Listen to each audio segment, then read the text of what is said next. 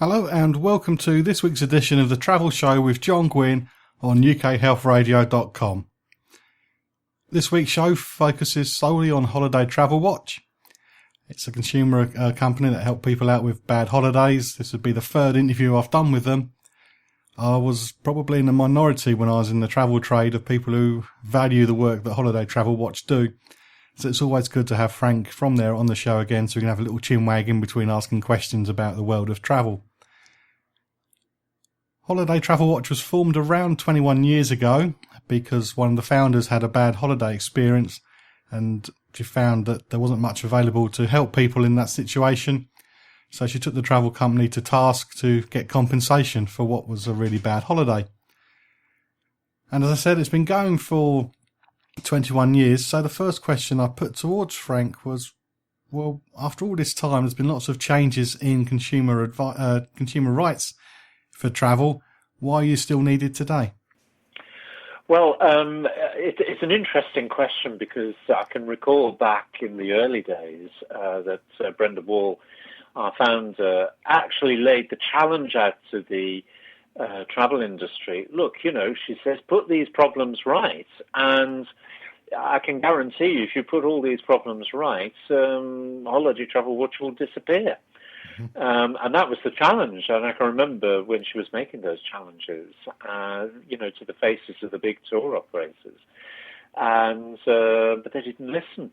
And, of course, travel and the way we book and the way we travel has changed as well.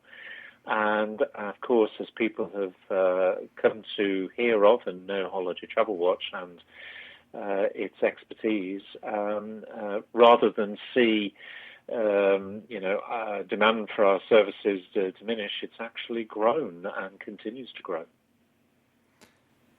As always mentioned when we have our chats, when I give presentations to groups, I always say, if you don't listen to anything else that I talk about during this presentation, always make a note of the Holiday Travel Watch website. And then I say that all the advice you give is great, but I do have a problem with one bit. And that's when you say just use ABDA travel agents and you never mention travel companies that use trust accounts. Most of them got better protection than ABDA, in my opinion, especially when it comes to fraud, because ABDA made some changes a few years ago. They kept quiet. So why don't you mention trust accounts on your website?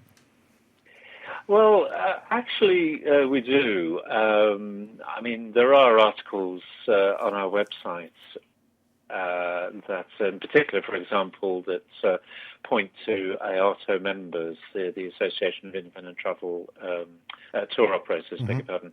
And, of course, they operate within trust accounts as well. But actually, the whole issue of ABDA protection or IATA protection or independent trust account protection is mired in the whole issue of consumer financial protection. And it is an absolutely huge debate because the issue when we talk about consumer protection, we're not just talking about financial protection, whereas when the travel industry talks about consumer protection, because they use that phrase, consumer protection, they're only talking about financial protection. So if we stick to your point about trusts or whether it's ABDA cover or whatever, we have been talking quite a bit in Europe in recent years about creating a pan-European-wide financial protection scheme for consumers. The problem, unfortunately, has been the debate has been somewhat contaminated by the problems over the European debate. And this is not just over the last few months. This has been going on for the last couple of years. And of course, the new package travel regulations that's coming out make some points about financial protection. And it does go into a little bit of detail about the different schemes that are available in different countries. What it does suggest, and this is probably why we're waiting to see what's going to happen next, there is a suggestion that actually, because of the single market operation, consumers may find the holiday products that they buy will now attract financial protection from other member states. So, for example, you could have a small tour operator who decides to, rather than base themselves in the UK, base themselves in another European country. And they may do that for a number of reasons, maybe because it's a slightly lesser onerous regime, particularly on financial protection. And there is a huge debate now about the protections that are going to be available for consumers, because the European Commission are, if you like, resiling from their position where they should be promoting and enforcing the operation of the single market. Mm-hmm. But what they seem to be saying is, well, we'll let the market sort itself out. You know, you can all trade in different countries, and therefore, you have to offer protection to consumers, but it could be the protections of that particular country. So, for example, here in the UK, we have really, whether it's a trust account or through ABSA, which is slightly different because it doesn't really offer financial protection. But, say like Flight Plus regulations through and monitored by the Civil Aviation Authority. Those are quite good protections. But the problem is when you start to get into other countries which base themselves more on insurance schemes rather than, say, like our regulations. And so the big question is whether or not any information on our website is actually now already out of date. Mm-hmm. But we won't really know the full facts of that until probably 2018, when the new Package Travel Regulations has to be, Package Travel Directive mm-hmm. has to be implemented across the member states. So we will see it as the new Package Travel Regulations. But of course, for us in this country, if we vote to leave the European Union, we will not be obligated to import the new Package Travel Directive, which then creates other major problems. I think the problem is that travel companies are kind of damned if they do, damned if they don't. I think in some respects it's very difficult for UK-based travel companies to compete with this swirling debate at the moment. We have to kind of wait and see how the lay of the land is going to pan out, because it could well be that, trust accounts or indeed the apt cover that people currently enjoy, such as it is, or even Flight Plus will be undermined by whatever else is going on in other member states in the guise of the single market. I mean, I think, John, at the end of the day, I'm sorry, this is quite a long explanation, but at the end of the day, what we're going to see, I think, is the development of a pan-European financial protection scheme. I think it's inescapable. I think everybody who's in part of this debate, particularly in Brussels, already knows this, but it's the political imperative at the moment is to avoid anything that's sensible and anything that's European. But as I say, it is difficult for consumers to navigate this morass. You're listening to The Travel Show with John Guinn on ukhealthradio.com. As I mentioned in the very brief intro, Frank has been on the show a couple of times before at facebook.com/John Guinn Travel Show. For the posts for the 16th of June show, there will be links to the previous shows that he's been on, so you can find out more about Holiday Travel Watch and how the travel consumer scene has changed over the last few years.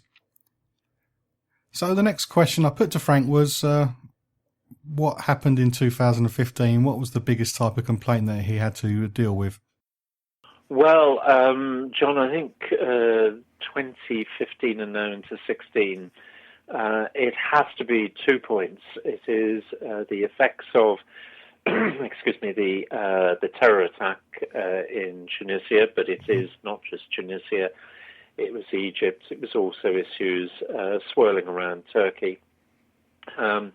And the secondary issue is the what looks like the rise of poor quality, a steep rise in poor quality found in hotels, even in some of the mega resorts around, Europe and even further afield.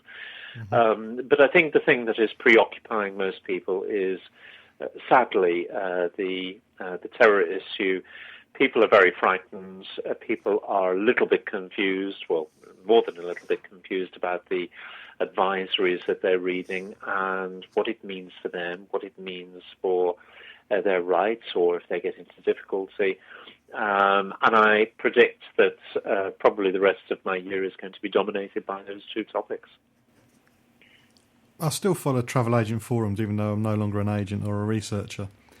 And there's quite a few travel agents who are complaining about adverts on Facebook for ambulance chasers about people who are having problems. And you said there's an increase in poor quality. Yeah. Do you think that holiday complaints is going to become the new PPI? Do you think these ambulance chasers people? I think in some I think it's an excellent point, John. I think in some respects it already is a self-fulfilling prophecy. It's a very good question. People over the years have bumped their gums, if you like, about the role of Holiday Travel Watch. But as I said at a recent meeting, where I spoke at APTA, if you think we were the problem, you haven't seen anything yet.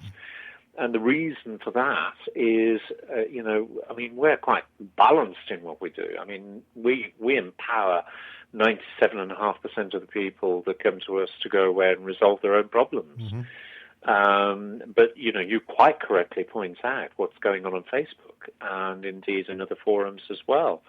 And this is solely down to the fact that ever since 2010, the present government and the coalition government as was, were wittering on about so-called compensation culture.